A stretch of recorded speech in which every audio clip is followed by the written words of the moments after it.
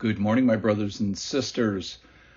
Today, I think I'm going to call Babylon Falls even further. This is the book of Revelation. This is Be With Me, a podcast. This is episode 63 of 7-minute bites out of Revelation. Today, we're in Revelation chapter 18. We're going to start in verse 4.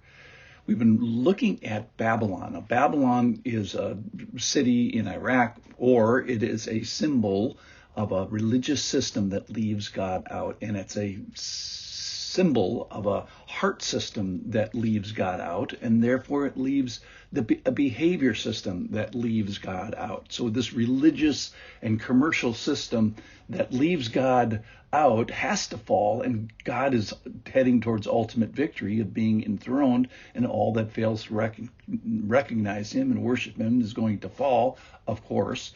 And we see that at least now in Babylon. So here it is, chapter 18, verse 4. I'm going to do this verse by verse today. Verse 4, I heard another voice from heaven. This is probably the voice of God. Then I heard another voice from heaven saying, come out of her, my people, lest you take part in her sins, lest you share in her plagues. So another voice from heaven cries out. Yesterday, an angel was crying out. I think this is the voice of the Lord, because then he identifies believers as my people. So this is a call to believers here again, with agency again. Don't take part in this. So we see the Lord's protection, his identification, his instruction to those who are his, saying, hey, this judgment is not for you. And personally avoid the enticements of sin and the consequences here of this judgment. So God is active in this towards believers. Verse 5, for her sins, Babylon's sins, are heaped high as heaven, and God has remembered her iniquities. So here's the problem. Her sins are continuing. She isn't repenting. She has crossed the line of God's patience and just, perfect, and appropriate God response is here. Her sins are piled high to heaven, and no, God has not fallen off the thrones, and he's going to fix this with his judgment. Verse 6, pay her back as she herself has paid back others, and repay her double for her deeds. Mix a double portion for her cup that she has mixed. So in verse 6 here, we see we see at least part of the way that he's fixing this. And he has been using another evil entity, that is the beast and the followers of the beasts. So he's using God's enemies to pay her back. So remember, this evil house that has up to this point been perfectly united, now it's divided, and they're starting to turn on themselves. And they are used to punish her fully, and ultimately no one pulls a fast one on God. No one's above his law except those that Jesus helps. So judgment isn't coming for her. Judgment has come. It's here. It's happening. And it is now. Well, here's the problem with her. Verse 7, as she glorified herself and lived in luxury, so give her a like measure of torment and mourning. Since in her heart she says, and listen to this, this is her glorifying herself. I sit as a queen. I am no widow, and mourning I shall never see. Of course, that's wrong. So verse 7, we see this pride of superiority and glorified self-sufficiency. I'm a queen. I live in luxury. Basically, there's no room of God. And she has this self-deception saying, hey, nothing bad's ever going to happen to me. But it does. Here it is. Verse 8, for this reason her plagues will come in a single day, death and mourning and famine, and she will be burned up with fire, for mighty is the Lord who has judged her. So we learned some things about her, and we learned some things about the Lord. Well, judgment is sure. Judgment is final. Judgment is sudden. At least it seems so to us.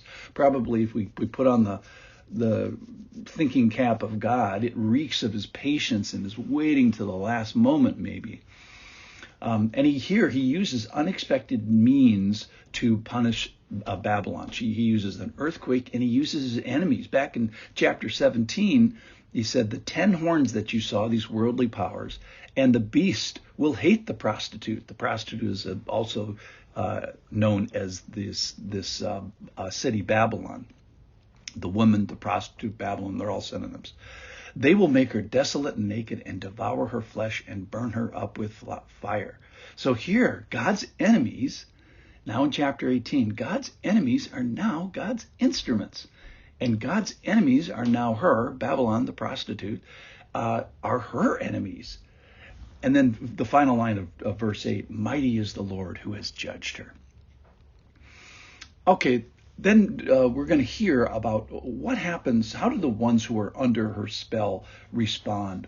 Verse 9, let me just start with that. And the kings of the earth who committed sexual immorality and lived in luxury with her will weep and wail over her when they see the smoke of her burning. They will stand far off in fear of her torment and say, alas, alas, you great city, you mighty city Babylon, for in a single hour your judgment has come.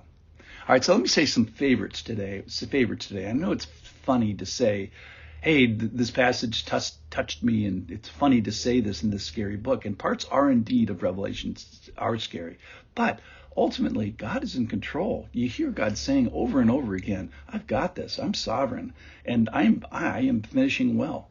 So God is still strong. He still sees his people in this. He's still instructing his people. He's still protecting his people. And at least for people, humanity, they still have agency here now in chapter 18. And creatively, he's using the enemies of God, now turns as agents of God to enact her perfect and just and painful and in some ways horrible judgment.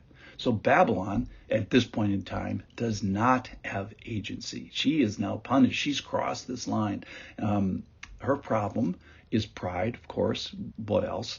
A heart that leaves no room for God, and of course behaviors that leave no room for God.